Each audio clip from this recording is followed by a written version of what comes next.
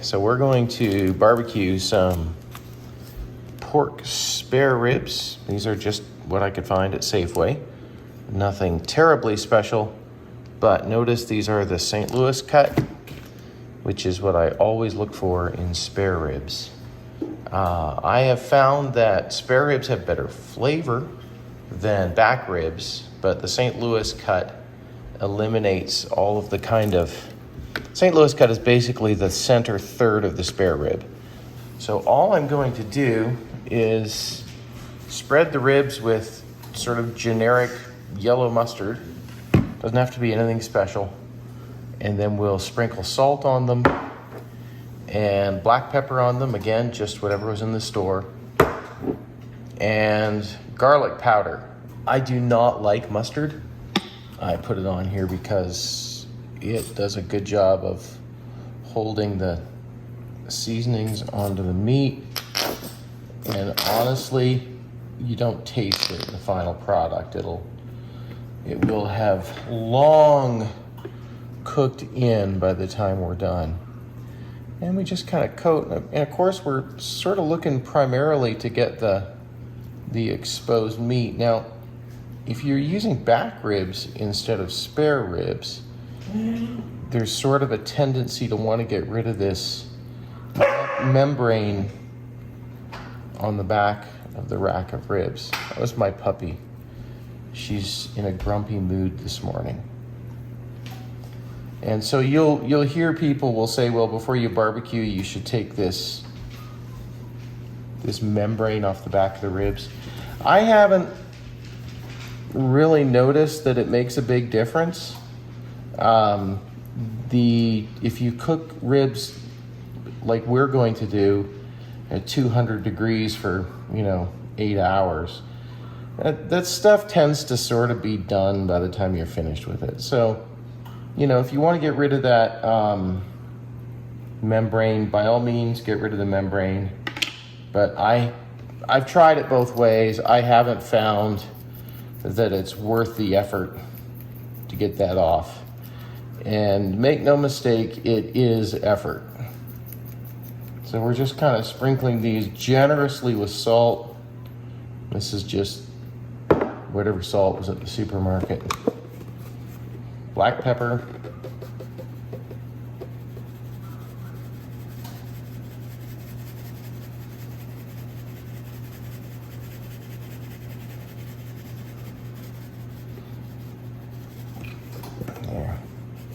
And I might almost be too fastidious with not cross-contaminating. So if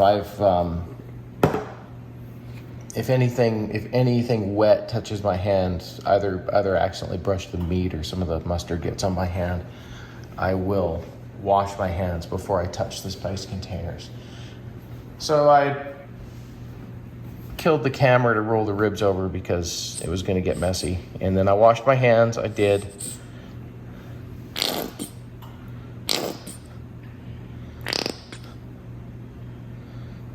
We're near the bottom of the mustard. So personally, I think I mentioned I don't like mustard, so I only use it when I'm about to barbecue.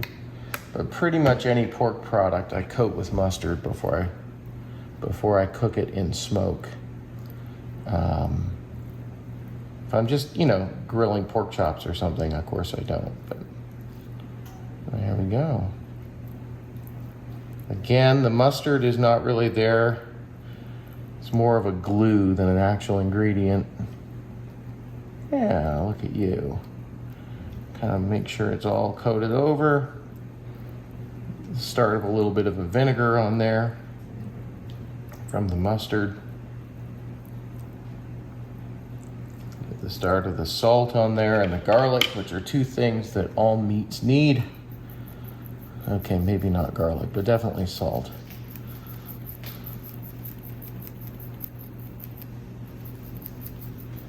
And let's kind of go over here. Again, I'm pretty generous. I find that the salt flavor tends to diminish with the cooking, and it's kind of strange. I don't know where it would go, but it seems like the salt flavor mellows with the cooking, and so I tend to be a little more generous than perhaps I need to be when I'm getting it ready for the grill. A little bit of garlic here.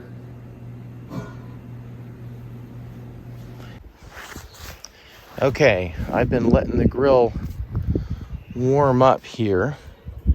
The key to good barbecue is actually consistent temperature, and you're aiming at 200 degrees Fahrenheit. Now, this grill is not 200 degrees Fahrenheit. When I first bought this grill, I was very careful to calibrate this thermometer, and this particular grill, this is the Kamado Joe Big Joe, and this is maybe 7 years old. I think I bought it in 2015. So this thermometer, it's actually a pretty good thermometer, and it's got like an adjustment screw in the back, so you can keep it within calibration. So I do trust this thermometer. I've had it consistently correct. I lit the grill about, 20 minutes ago, and it is still lighting. So I'm just going to basically walk away from the grill for a while and let it get up to temp. I have found, and I don't want to make big sweeping statements, but I have found that the most important thing about barbecue is consistent temperature. You find people who will, get all sorts of cool hardwood blends for different smoke flavor, and you can do that. There's nothing wrong with that.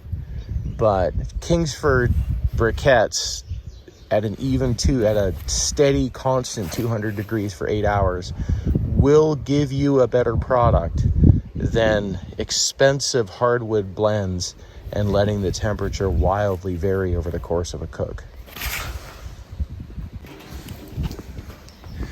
Okay, the grill is reading, it's reading above 200 degrees, and we're going to set this thing up for barbecuing. So if 200 degrees is the ideal barbecue temperature. I figure anything between like 185 and maybe 240, maybe even 250 is going to give you pretty much the results you want, but 200 will give you optimal results. However, if you're cooking for 8 hours, you may find that 20 degrees higher, it can knock a significant amount of time off. And I budget 8 hours to cook ribs. Pork butt, I budget 24. So this is not a fast process. Let's take a look at the grill. Ah, yes.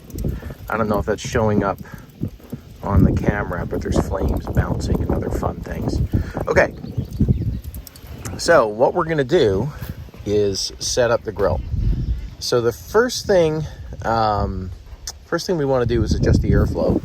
So on this particular grill, airflow is controlled down here, and we'll just kind of bring it now. From experience, I have found that my first knuckle gives me about 200 degrees. And at the top, I'll close this down. Again, my experience is about these holes half open is about 200 degrees, so we'll go right about there. And this grill is now set up. Now the next thing we're gonna do is make a bit of a decision. What do we want to do about putting the meat in? I have had very successful barbecue just putting the grates directly over the fire. I've also had good success putting the ceramic heat deflectors that come with this grill between them. Over the course of the last 7 years, I've kind of come to the conclusion that some meats prefer the ceramic dividers and some meats do better without them. And so if I'm barbecuing chicken, for example, that's typically a 4-hour cook, I will not use the grates because I usually barbecue the chicken skin on, and the skin does better, more exposed to the flame. Pork butts, I've tried both ways and can't figure out, but ribs actually do better with the ceramic in there. So we're gonna set up the grill with ceramic.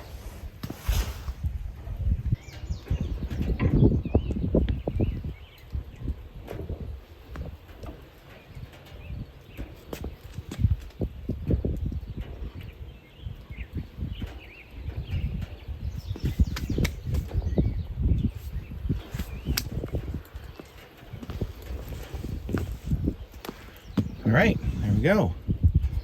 Let's go ahead and put the grates on it. Okay, so we've got the grill set up kind of by the book. We've got metal grates on top, and then we have the ceramic dividers, and then under all that, we have the fire. Now, the metal grates look a little bit rough. I think I was searing elk chops on it last. Anyways, it looks a little bit rough. I gave them a little bit of a scrape to clean them up, but it will cook off. So we're gonna go and get the meat and put it on.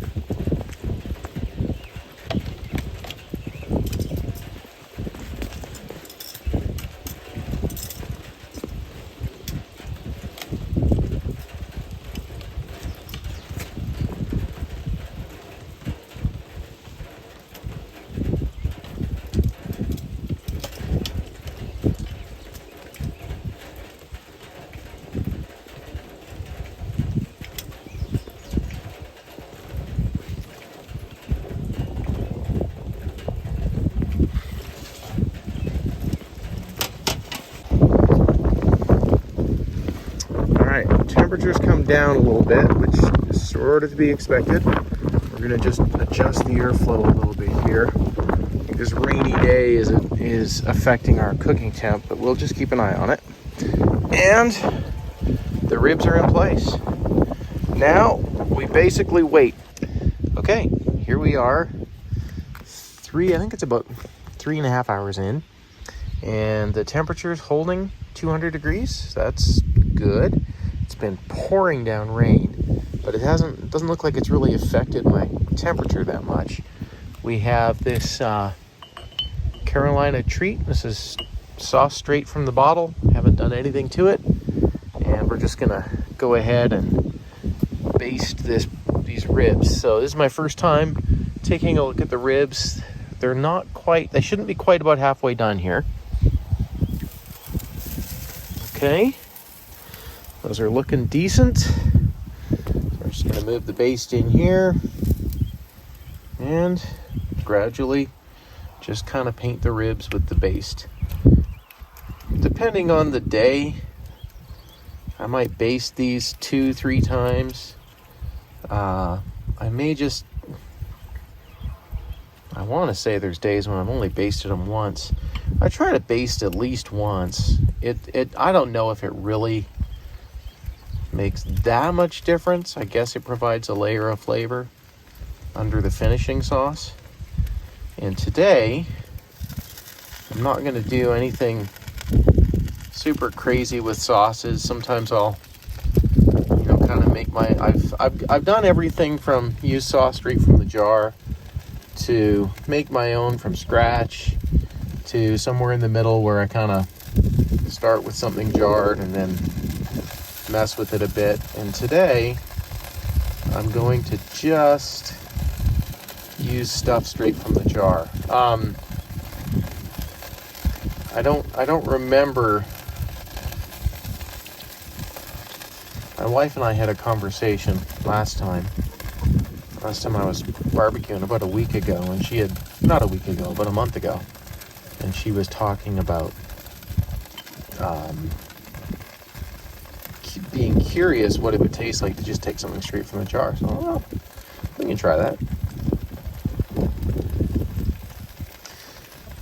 Again, there's a tendency to think that the barbecue, whether pork butt or chicken or ribs, or I suppose brisket, is all about the smoke and the sauce, but 90% of it is just about consistent temperature.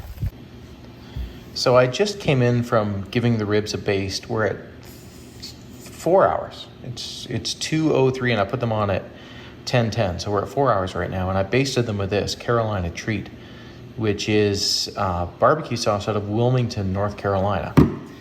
It looks a little yellower maybe than you'd think of a North Carolina sauce looking, but it's true to the North Carolina barbecue sauce ethic or aesthetic, because It is sugarless. It has no sugar. It has no tomato. It's vinegar and spices. And that's important for a basting sauce because when we're cooking low and slow, both sugar and tomato will tend to char on the grill. Maybe I should say that a little differently. Both sugar and tomato tend to char when you're grilling. So when you're cooking low and slow, if you baste with something sweet or with something tomatoey, you will end up with an awful lot of char on your food. Now, if you want to put something on your barbecue in the last, say, hour of cooking that's going to char, that's actually kind of clever. I do that, and I will do that in this cook. But I anticipate those ribs being on the grill for another 4 hours after this. I think we're basically halfway done. If I were to put something sweet on those ribs now, in 4 hours' time, you would not be able to taste anything but char. There would be no taste in those ribs except the taste of burned sugar and burned tomato. So when I'm basting at a low and slow cook, I like to use something like an Eastern North Carolina barbecue sauce. This Carolina Treat, I think I ordered this on Amazon. When I lived in North Carolina, I used to buy it in the supermarket, but where I live now, I can't find it. So I think this came from Amazon. It might actually have come from family in North Carolina, but let's just say that I have ordered this from Amazon in the past, so this probably just came from Amazon. You can also make a baste out of vinegar and spices. I usually use like 3/4 of a cup of white vinegar, 1/4 cup of apple cider vinegar, and maybe a cup of water, and then salt, pepper, garlic powder. Make it into crushed red pepper. Make that into a baste, and it's a great baste. It's good. It does exactly what a baste should do. It restores moisture to the meat. Again, I can't stress enough, the key to good barbecue is temperature control. So just a temperature check. It's been 30 minutes since we basted it. Temperature's back to 200 degrees. Again, you could let it slide as low as like maybe 185. You can let it slide as high as 230. You'll still get pretty good results, but I like to stay as close to 200 as possible. It's now, 4:40-ish, give or take. And these ribs have been on the grill since 10:10. So this is basically a 6.5 hour checkup. I anticipate they're probably almost done. So what we're gonna do is pop the grill open here. Yeah, look at those. Those are done. And forgive me, I've got a chicken pecking at my pant leg here. Hey, you need to stop pecking at me, buddy. All right. So what we're gonna do is one last good baste. So this is, I say one last good baste. This is only the second time I'm basting these ribs, but again, this is just with a basting sauce. Yeah, these ribs are done. So what we're gonna do is just kind of apply one more layer of this Carolina Treat. I'm just kind of pouring it all out because it's not truly cross-contaminated. I don't think. Actually, it might be, but I treat basically everything in the cup, all of the sauce that's in the mug, I treat like it's contaminated with raw meat. So I don't want any of this sauce to last the day. So what I'm going to do is cover these guys in a generous coat of the baste. Close the grill down. Actually, let's give you one more look just to see here. So I'm going to close. So we got one last generous coat of baste. I'll close down the grill, and we'll just let that sit for about 20 minutes or so. Kind of caramelize. It won't truly caramelize. There's no sugar in it, but kind of cook down dry a little bit. And then I'll come out and I'll spread it with a generous coat of something sweet, and we'll be done. All right, that second baste is pretty much cooked on, so we're gonna just put some sweet sauce on this and call it done. As promised, this is just whatever I found at Safeway. My memory is that this Kinder stuff's pretty good. Maybe a little bit on the sweet side, but honestly, hear that? I have to put up with that all the time. He thinks he owns this place. Okay, we're just gonna kind of spread some of this on here. So this is the first sort of sugar that's been on here. There we go. All right. Now, when I'm trying to do a little bit more cook to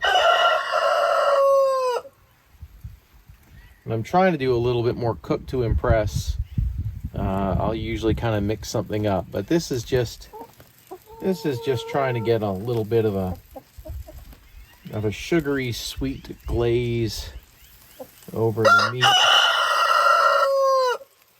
Dude, you gotta calm down.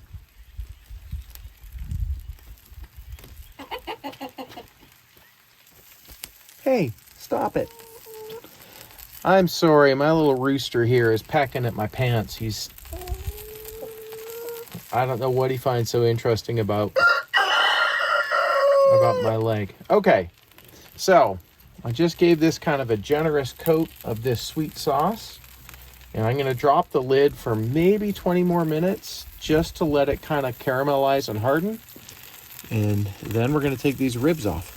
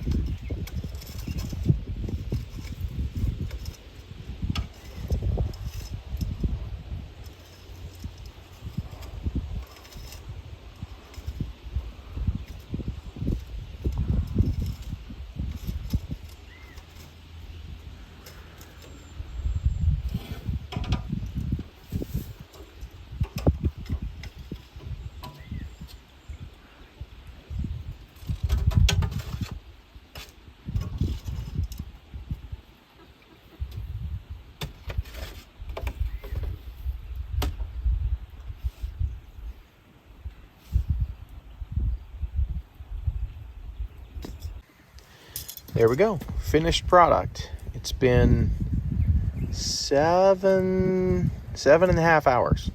So these got done a little faster than I expected. I usually budget 8, but 7.5 hours. So here we have our 7.5 hour ribs. Now, ribs are meat, and like all meat, you should let it rest when it comes off the grill, but I won't, because I want to get a look at this inside.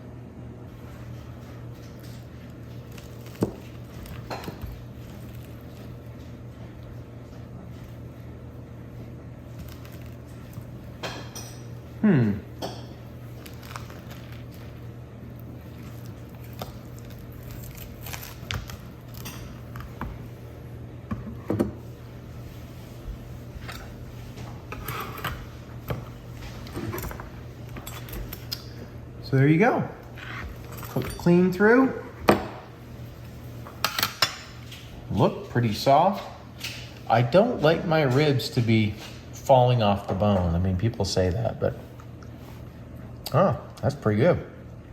All right, 7.5 hours, we're done.